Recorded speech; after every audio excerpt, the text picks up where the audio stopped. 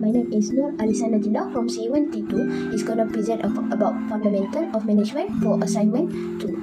Today, I'm gonna talk about introduction. The administrative and coordination of tasks to accomplish an objective is co-management.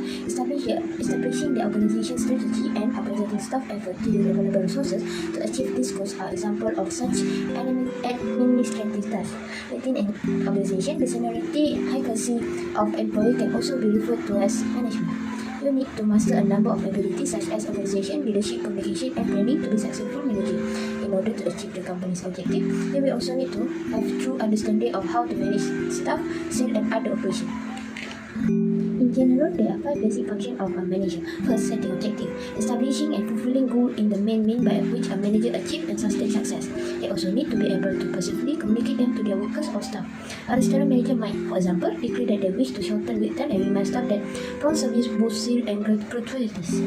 Secondly, organizing. Supervisor assess the nature of the work, break it down into manageable tasks, and assign them to employees in an efficient manner. An organization is made up of the relationship that exists between its department and other internal entities. The manager bears the responsibility of guaranteeing that their entities and individuals collaborate harmoniously and encompassing the task of inspiring employees and department to remain focused. Next, motivating the team. Motivation encompasses more than just delegation and organization. It also involves the ability to manage the diverse personality within a team. Successful team must be formed, lead, and motivated by a common goal in order for a manager to be effective. After that, devising system of measurement. In order to determine whether the team is on track to meet goal, manager must first set target or key performance indicator that the team strive for. Developing quantifiable method to assess performance can be difficult, so manager frequently need to be imaginative and considerate. Measuring the other management tasks is essential to raising corporate performance. Lastly, developing people. Good manager make investment in the professional growth of the employee in addition to guiding their team toward a goal and tracking their progress along the way. For example, manager can assist their team in setting goals to advance in their careers. For manager to effectively use these 5 operations, they need to possess leadership qualities. They are in charge of coaching the other members of their team by assisting them in identifying their strengths and shortcomings and adjusting their performance. There may be variation in the leadership style of different managers. Managers should hone their leadership ability to be efficient supervisors regardless of their preferred management style. Today, I'm going to talk about explanation and viewpoint of the approach. But firstly, I'm going to talk about explanation. The foundation of administrative theory is the idea of departmentalization, which states that various tasks that must be carried out to fulfill the organization. Common goals should be recognized and categorized into distinct departments or groups in order to facilitate efficient task completion. Henry Fayol, the author of the administrative theory, held that organizational administration should be given greater importance. Thus, the primary focus is on how the management of the organization is structured and how well the individual within are organized to accomplish the task given to them, in contrast to Taylor's scientific management theory, which places more emphasis on increasing worker efficiency and minimizing task time. Although scientific management theory adopts a bottom-up methodology, administrative theory adopts a top-down approach. The management of the entire organizational structure is the focus of administrative management theory. It entails establishing a formal organizational structure, upholding a managerial hierarchy, establishing distinct departments, identifying important roles and duties, and allocating labor in the workplace. In order to ensure better organizational outcome, it focuses on forming various work and functional groups and allocating necessary tasks and responsibilities to them in accordance with their qualification. This theory was put forth by Henry Fayol 1841 until 1925, who provided us with an extensive management framework. This theory belonged to the classical school of thought. A book written by Fayol in his native tongue was published in 1916 and later translated into English under the title General and Industrial Management. He has developed 14 distinct principles in his book, which are referred to as management principles. He defined the 5 rules that make up a manager's job, said that a manager needs to possess specific ability in order to carry out the duty assigned to them, and categorize our business activity into 6 groups. The generally acknowledged ideas that are most frequently referred to as the exclusive management principle are the 14 principles of administrative management theory. These are the recommendations Henry Fayol has made for efficiently managing organizational activity based on his experience and the experiment. The following is a list of the 14 management principles. The first one, division of labor, the act of breaking up difficult tasks into smaller, easier to manage components. It facilitates specialization at work, which boosts output the efficacy. This principle applies to tasks at all organizational level, including managerial and technical tasks. Secondly, authority and responsibility. This idea holds that accountability without authority breeds irresponsibility, while accountability with authority breeds inefficiency. Fayol advances finding a balance between authority and responsibility as a result. Next, discipline. This idea suggests that everyone in the organization should self-discipline in order to complete tasks quickly and efficiently. Obedience and respect for authority are prerequisites for discipline. It entails following the established law, custom, and directive from above. After that, unity of command. One superior or one command at a time is all that subordinate can have. When someone is given orders by multiple superior at once, it can cause confusion and delay in taking action. Since only one superior can command multiple subordinates at once, and subordinates shouldn't receive order from multiple superior at once. The fifth one, unity of direction. This principle essentially denotes having one boss, one head, and one plan. It says that similar kind of responsibility should receive the same guidance and instruction. It seeks to bring people together in action. After that, subordination of individual interest to general interest. Many individuals associated with corporation may have different personal goals. Nonetheless, organizations are established with specific goal in mind. If people prioritize their own objective over organization goal, neither the individual nor the organization will be able to reach its objective. As a result, people must strike a balance between their interests and organization need. They must prioritize organization goal over individual goal and recognize that achieving organization goal will enable them to achieve each individual goal. Next, remuneration of personnel. All decisions must have the final say from top management. This is the method the central authority used to oversee organization operation. According to this theory, the top level of management should continue to have final say over all decisions, even though appropriate degree of authority should be delegated to the subordinates. An organization management need to find a balance between centralization and decentralization for it to function efficiently and methodically. After that, circular chain. The structure of superior and subordinate necessary for efficient leadership, guidance, and communication. This principle states that the chain of command and communication should remain intact. After that, order. To make it easy and quick to access each resource, the order refers to placing people, tools, and objects in the proper places. It says that the right man should be assigned at the right time and place. For maximum effectiveness and productivity, the right item need to be kept in the right location at the right time. After that, equity. Fair treatment, equality or justice in each employee's conduct and output within the company are referred to as equity. Discrimination shouldn't occur on the basis of caste, creed, geography, religion, or even the closest friends of the management's plan. The principle ensure a positive working relationship between labor and management. Next, stability of tenure. The duration of employees' employment with a company is referred to as tenure stability. This theory states that the company need to guarantee job security to sufficiently because they feel they could be fired at any time for any reason. Employees with uncertain job have lower morale, which affect their effectiveness and efficiency. Unstable tenure is the cause of high turnover. Next, initiative. That in order to accomplish the goal of the company, every management member needs to take the initiative to make sure the task is finished correctly. Since it motivates and boosts staff morale, the initiation makes every task possible. Managers must be involved in the implementation of any plan or policy. Subordinates are encouraged to put in their time and effort for the greater good since they have been given some autonomy. Lastly, esprit de corps. Esprit de corps is the term for unity strength. According to this principle, an organization goal cannot be realized through a single effort alone. Rather, multiple efforts are required. The synergy effect, which is always produced by unity, can be a major factor in organization success. Positive attitude toward the organization and its objective rise when people cooperate. In my opinion, Henry Fayol methodology remains applicable and can be modified for use in the current context. This is because this method continues to be the foundation of contemporary management. Furthermore, how the task is complete and the communication needed to represent it add pertinent to the Henry Fayol principle.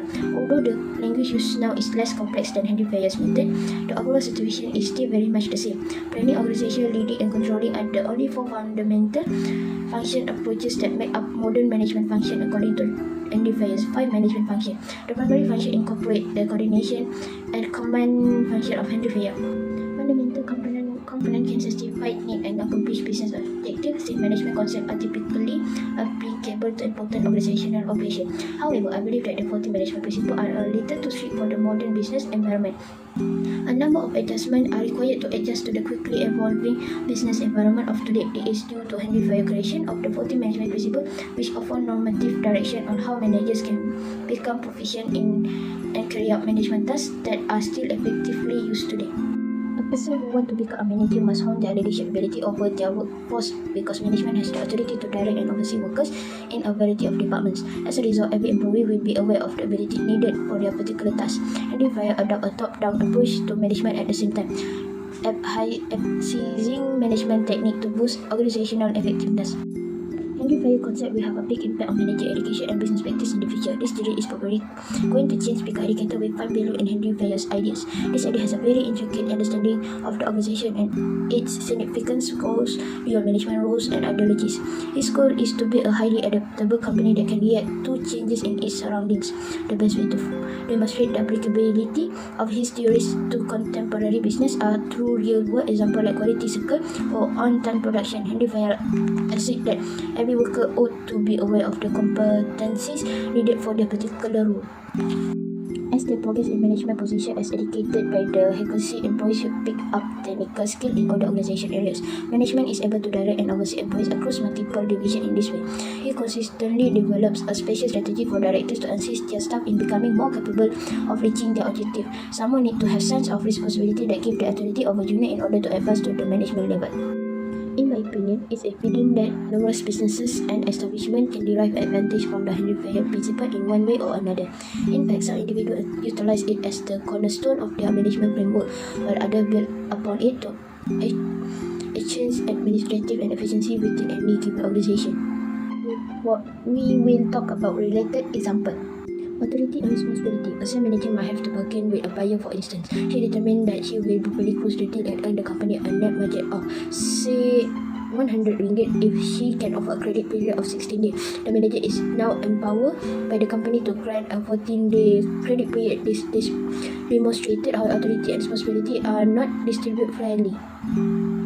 Unity of direction. For instance, a company that manufactures both car and motorcycle ought to have two distinct divisions for each of them. Every division needs a leader, plan and resources for carrying them out.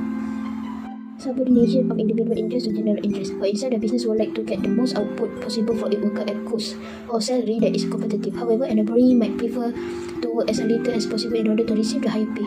In a different scenario, a single worker might ask for a concession that is acceptable to any other worker, like working fewer hours. The group's or company's interest will always take precedence over those of any one person. It is because the interests of all stakeholders and employees are greater than those of any one individual. Centralization and decentralization. For instance, panchayat in our nation now have more authority to choose how to use money than the government has given them for the benefit of the villages. This represents national decentralization. Next, scholar chain. A general manager might, for instance, notify the appropriate functional manager of the decision, who then relay it to the supervisor, who then notified the foreman and so on, in accordance with the hierarchy of authority. Many organizations use a strategy known as gangplank, cross or direct communication to avoid this longer chain and to make decisions quickly. Remuneration of employee. For instance, total compensation and pay should be equitable for the company and the employees. Therefore, for the workers, it is necessary to provide them with a minimum acceptable standard of living. Additionally, it ought to be within the company's pay range.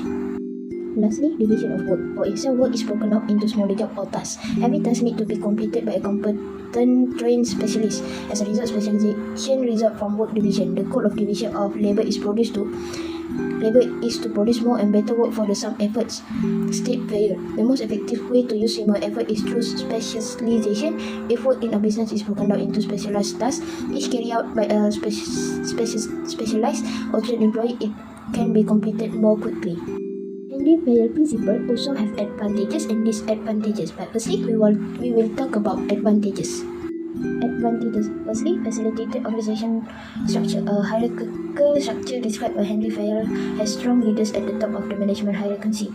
Even though this was standard operating procedure in his mining company, many small businesses still use hierarchical structure today. Even though more businesses are implementing flat organizational structure, Henry Fayol's top-down model is still widely used to make sure that decisions are carried out from the top down to the rank and life employees. Secondly, promote the team concept, the notion that workers' personal interests ought to be subordinate to the organization's overall goals. It is the fundamental idea behind the team concept that so many businesses now adhere to. Many businesses form teams out of workers with different skill set and talents rather than assigning them to work on project alone, because employees with opposing talent complement each other's shortcomings. This helps show up any weaknesses. Motivate employees through fair compensation. The notion that company owners should pay staff in a way that encourages them to go above and beyond expectation. Pay and salary are always touchy subject, particularly in the context of gender pay parity, but Henry Fayol went beyond simply discussion money, thinking that non-monetary compensation held equal significance. We will talk about disadvantages of Henry Fayol principles. Disadvantages. It is still based on human application. It is in our nature as a human to make mistakes. The idea is that harmony among individuals foster unity, which in turn form a powerful management team. On the other hand, error can weaken the team's overall performance. Further issue may arise if someone is discovered to be lying but refuses to acknowledge it. These are the same flaws in any system that depend on people for control, because people's personality vary and mistake can happen. Secondly, reliance on experience. Numerous authors in the management field derive their concept from their experience working exclusively with specific type of organization as manager or consultants. For example, Fayol's experience with large manufacturing firms in stable environment was a major source of inspiration for his work. It might not be a good idea to extrapolate from those circumstances to other ones, particularly to today's young high-tech business that must deal with changes in their competitors' product on a daily basis. Next, untested assumption. Many of the presumptions made by classical writers were based on values that they believed to be correct lifestyle, more codes and attitudes towards success rather than scientific experiment. For example, the traditional method appeared to consider a worker's life to start and end at the planned door. Lastly, unintended consequences. Administrative management strategies seek to maximize productivity, establish consistency in the behavior, and promote equity within the workforce as well as between managers and employees. However, they overlook the possibility of various unintended consequences in real-world situations. Lastly, we're going to talk about approach or concept of Henry Fayol principle. To finish project, group your staff into teams that play to each other's strength. Members of a team that are divided in both their strengths and weaknesses can help each other out when necessary, resulting in work that is as strong as it can be. You will need to have a deep awareness and respect for each other, of your employees and their skill set in order to accomplish this.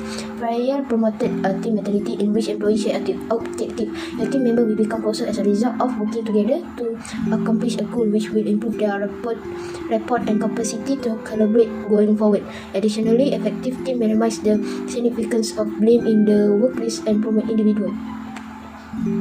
Now, we come to the end. Thank you for lending me your ears. Thank you.